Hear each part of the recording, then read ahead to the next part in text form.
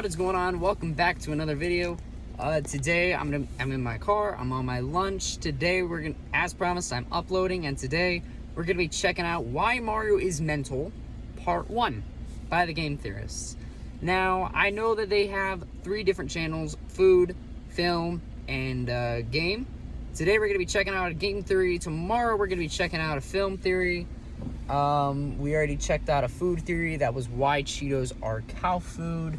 I'm in a drive-thru right now. I shouldn't be doing this, but I am.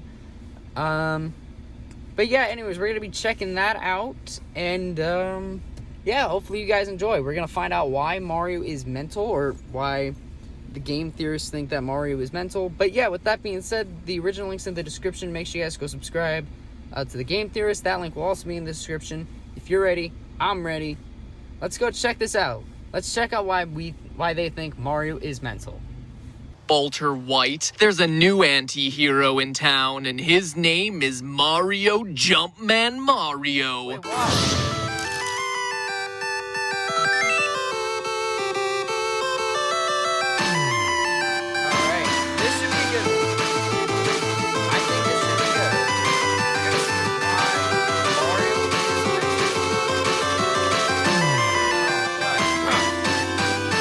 Hello, Internet. Welcome to Game Theory, where we put the O in Super Mario. Sorry, Super Mario? More like super villain, because behind those plump cheeks, that bulbous nose, and that 80s porn star mustache is a truly evil man. And let me make it clear, no, that's not a joke. This isn't a psych, fooled you guys moment like we did when we were disproving Mario's communist connections, nor is this mere speculation like when we looked at the franchise's link to staged kidnappings. No, after doing the research, I am convinced that this so-called hero of the Mushroom Kingdom is in fact a murderous, womanizing animal abuser, a cruel, misanthropic sociopath. Do I have your attention now? Get ready to have your worlds rocked, theorists. Because this one is going to be a doozy that will forever change how you feel about gaming's biggest mascot. The warning signs were present from the very beginning. Donkey Kong for the arcade featured Mario's first appearance, but even in those early days, something was off. The story, as we know it, goes like this. A giant ape steals Mario's girlfriend, and the heroic Italian must get her back. That's it. And it sounds good in theory, but have you ever stopped to consider why Donkey Kong steals the girl in the first place? Of course not. No, raised on movies like King Kong and years of damsel in distress fairy tales, we just assume we're the good guys fighting the evil primate to save the girl. But you know what they say about assuming, don't you? It makes an ass out of you and me. Here's the truth. Or rather, the rest of the story. Did you know that Mario was Donkey Kong's master? That he abused the ape, which is why DK broke free and stole away with Mario's GF to get even. Yeah, that's a factoid you don't hear Nintendo trumpeting about their red-clad cash cow. Now, you would be 100% correct in asking me, well, where does it say that Mario is DK's master? The arcade game didn't come with a story, and ports to Atari and ColecoVision give a vague Mario must save the girl plot. Other sources, like Crack.com or Wikipedia, cite the book Geektionary, which I checked out. But here at GT, we try not to rest until we have primary sources. So I dug a little deeper and found this. I give you Donkey Kong Circus from the Game & Watch Gallery, the prequel to the original Donkey Kong, where we see Jumpman's side business, where he just so happens to be running a circus show, and the star attraction, Donkey Kong. DK juggling pineapples and avoiding fireballs, all while balancing atop a barrel. Made to look like a fool, forced to burn his hands, scolded and laughed at when missing a pineapple. Clearly not the proper way for a great ape to be treated. A master willfully putting his pet into uncomfortable situations, physically injuring them with fire, laughing at and humiliating them. Mario's lucky that the Tanuki suit is the only thing that got PETA's attention. Oh, but dear theorists, we've only just begun. If we're talking Mario's predilection for animal abuse, we don't even need to troll the obscure reaches of the Game & Watch Gallery. Mario doesn't do much to hide his violence. violent tendencies. In the wake of Donkey Kong, upset at being forced to climb girders for his girl, Mario punishes his freshly captured ape in their next game together, Donkey Kong Jr., where he tears Donkey Kong away from his son, cages him up, and then uses a whip to defend his prize. In the final screen, Mario even whips birds to do his bidding. But what's worse than his treatment of the adult Kong is his abuse of the younger ape. Think about what we're seeing here. Mario is forcing a baby monkey to cheat death in order to rescue his father. Just look at the utter distress and fear on that poor ape's young face. In the third screen, he uses a lever to actively try to electrocute DK Jr. Let me reiterate that point. Mario, this icon of gaming, paragon of heroism, tries to electrocute a baby monkey for rescuing his father. A father who is put in danger and humiliated in a circus show run by a red-wearing carpenter who wields a whip. This is the behavior that we have ignored and overlooked, dear gamers, and this is the information that Nintendo has been happy to silently sweep under the rug. But wait, that's not all. We're pulling all the skeletons out of the closet this time. Mario is an equal opportunity animal abuser. He also hates insects. Take, for instance, wigglers, innocent, happy caterpillars that across the Mario franchise show absolutely zero intentions of ever hurting Mario. They have daisies on their heads, for crying out loud. And what does our hero do? He ruins their home not once but twice in both Super Mario 64 and Super Mario Sunshine. Then, after trashing their homes, he proceeds to jump on them, crushing them to death. An innocent creature who did nothing wrong but get upset when his home was violated. From this perspective, Mario is no better than a child burning ants with a magnifying glass, torturing small insects just for fun. And wigglers are only one of multiple examples. That's not even mentioning creatures like Cheep Cheeps, fish who are just swimming around peacefully, not even attacking Mario, who get targeted, burned alive by Mario's fiery vengeance. But let's cut the guy some slack. Wigglers and the rest are quote-unquote enemies in the game because, you know, Mario's supposedly the hero and stuff. What's inexcusable, though, is his mistreatment of his family and his allies. Take, for instance, the Yoshi. We learn in the beginning of Yoshi's Island that these cute dinos are responsible for saving Mario's life. To recap, a stork drops baby Mario, who, as luck would have it, lands safely on the back of a Yoshi. The rest of the game has a team of Yoshis risking their lives to reunite the baby with his kidnapped brother, then delivering the two back to their parents. A cute story, right? Heartwarming. Gets you right there. Well, fast forward to adult Mario, hopping once more atop his trusted and loyal friend to save the day, and wait, he just punched him.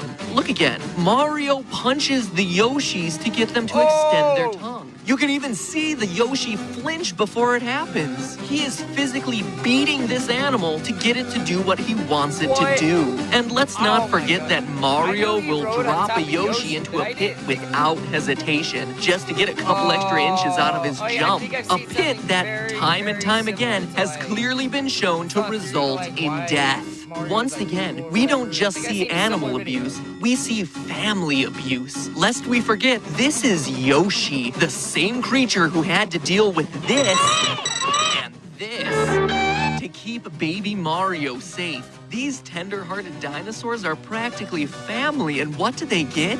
A punch and a pit. Disposable like tissues. If only they had fed that obnoxious baby to a piranha plant, the Mushroom Kingdom would be a happier and safer place. Speaking of abusing family, though, this next one, in my opinion, is Mario's worst sin, his treatment of Luigi. Now, stop for a minute and look at this guy. He's an adorable coward, an awkward wannabe hero who thinks the world of his brother. Look at the way he reacts at the end of Luigi's mansion when he sees his brother is safe.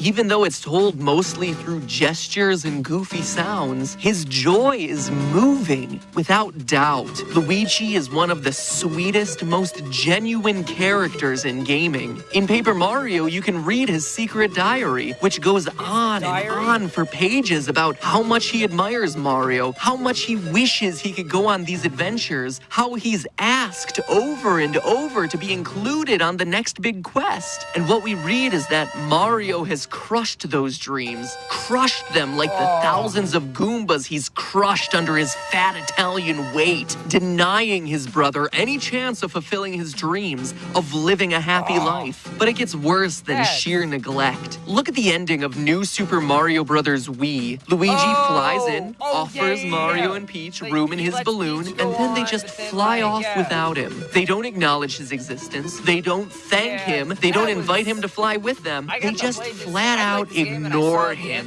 He is less than the Koopa remnant on the bottom of Mario's shoes. Luigi doesn't get any thanks at the end of Mario is Missing either. After Luigi's completed this quest, Mario just strolls out and stands there. No thank you, no nothing, just staring at his brother like, I hope you liked the lamest adventure in our franchise, bro, because that's the most you're ever going to get. But what's disgusting, and I mean disgusting, is Mario's behavior at the end of Mario Power Tennis. Yeah, we're pulling out the real obscure games to get to the heart of this jacket. Does it sound like I'm fired up? Yeah, because I'm fired up. I am angry that I have been deceived by this sleazeball plumber for decades, that I have called him a hero, that I have been his fanboy. Here's why. In Mario Power Tennis, if Luigi wins, this is what happens. He celebrates. For once, this perpetual player 2, this second fiddle gets his chance in the spotlight. People are cheering for him. A stadium full of people are celebrating Luigi. He's holding a trophy, and what does Mario do? The brother who Luigi would love the approval of more than anything else. What does he do? Walks up to him, applauding, laughing, slaps him on the back, and then grinds his shoe into his brother's foot, stands there, and grinds it in.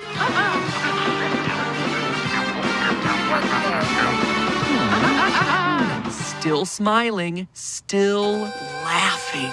He's so unfeeling, so bereft of love or affection for anything or anyone, even his own brother. He's unwilling to let Luigi have even this smallest of victory in a game that no one cares about. And look at Luigi. His moment of glory is ruined. A brother he thought would be proud of him in this moment of victory instead trashes upon it. It flies completely against everything Luigi has ever associated with his brother, and the look on his face proves it. He's confused. He's bewildered, and we should be too. We've been lied to, and if nothing else I've talked about today shows Mario's disturbing, cruel nature, this moment, this willingness to smile in your face while doing something completely awful and selfish shows how evil he is. And you know what? There's more. Lots more. Besides torturing monkeys, besides destroying the homes of animals, beyond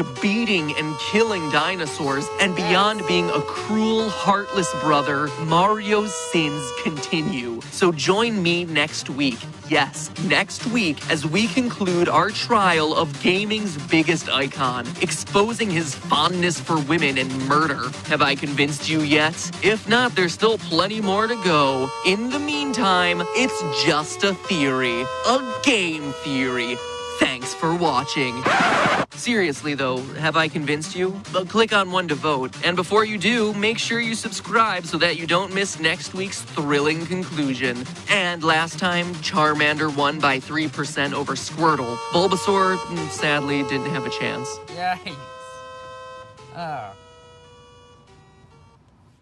Okay, well, that was something. there were definitely a lot of really good points here as to why Mario is a villain. I could somewhat see that. I could somewhat see how he's a villain. And dang, he brought up a good deal of points, and he had backup. He had evidence to back it up. Which that in and of itself, that is really good. Like, this was a good video. I could definitely see why people believe that Mario could be a villain, and that he's just mental. He's just not there, and he's just a cruel person, and Nintendo has lied to us. But yeah, anyways, guys, I enjoyed this. What'd you think? Let me know down in the comments below if you enjoyed this or not. That being said, hit that like button down below. Subscribe if you're new. And with that being said, this is G Excalibur 26 signing off.